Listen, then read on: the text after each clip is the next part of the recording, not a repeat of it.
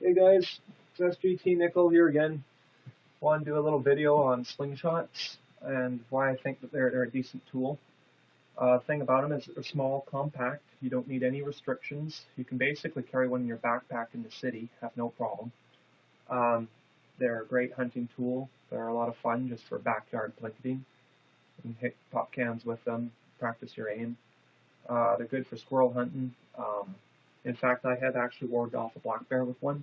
We had friend and I were hiking, we were out camping, and a black bear was coming a little close to our camp, so we pulled out our slingshots, that's all we had, and we were lobbing rocks at the bear. I happened to hit the bear right in the butt, and the bear just yelled out this big roar, and just went running through the bushes like you wouldn't believe. He was gone, never saw him again, so they do work good. You can use them for pest control, squirrel hunting, rat hunting, just basic multi-tool, you know. And then I'm going to show different loadouts. This is just a pistol grip slingshot. It's great to have at home, hang on your wall, or just have somewhere convenient. If you have kids, you might want to keep it out of reach and sight of the kids, but just because they can be dangerous, it's not a toy. If your kid's smart and he's okay with one of these, then hey, all the power to him. Let him use it. So this one's easy. You just set it on. The brace just sits on your wrist, and you pull right to your chin, look where you're aiming, release, and you fire your object. So that's the pistol grip. This one's a little different. I've added a little arrow holder that can be taken off just for a demonstration of something else I'm going to show. So this just folds out. This is great because it can go in your pocket and be very convenient. I go camping or hiking with this one. And so this one's a bit different. You got to reach into the cage, hold the grip, and the brace sits on your wrist. You've got your clasp here. It's the same principle, either like this or like that. I sometimes like to shoot it like this, depending on what I'm firing at. So that's that. The reason I got this clasp is because you can always fire arrows. These are not arrows, however, these are bolts. I don't have any arrows at the moment. This is just to show the concept. You'll need something longer than a bolt. It can be very dangerous firing off a bolt just because they're too short. As once you get outside of the cage, see this little loop, once I get past here, it's very dangerous. I can hit my hand. I go right through my hand, and it'd be very painful. So you want narrow. You want it to be able to pull to your chin, and this tip you don't want to come beyond there anyway for your own safety. And fletches just go right through, fire, and you take down deer no problem. That's your big game loadout for a slingshot.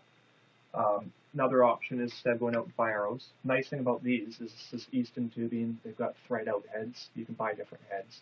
You can put on razor, broad heads, pop out heads, other kind of heads. That's the nice thing about having one of these.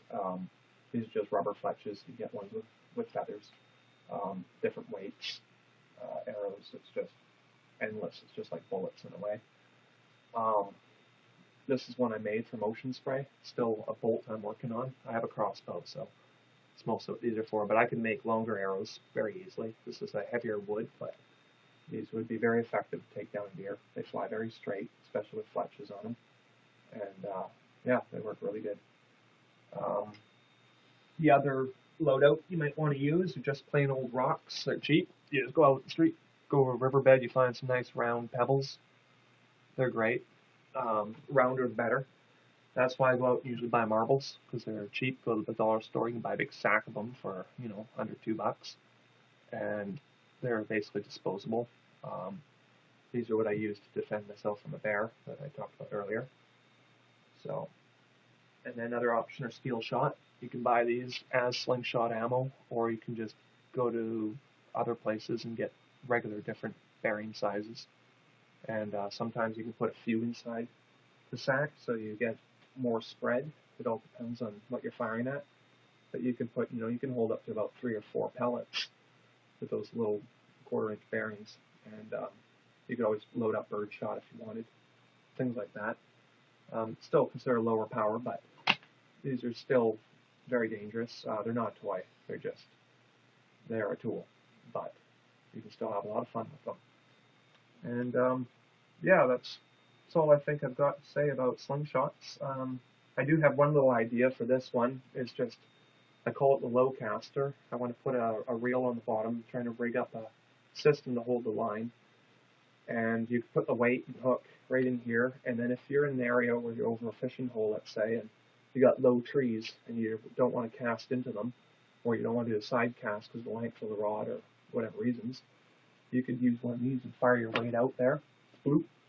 I've got half of it tested. I've got the principle down. It does work. It just needs some perfecting. And you can splash the weight out there, and little bobber, and just wait. When you catch one, you just reel her in. And that's called my low caster slingshot. I don't intend to patent it. It's just something that I want to put out there for other people to do. And if they want to go fishing with one of these, it opens up their options. So, just an interesting idea.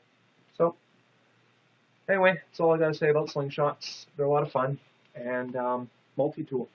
Thanks for watching.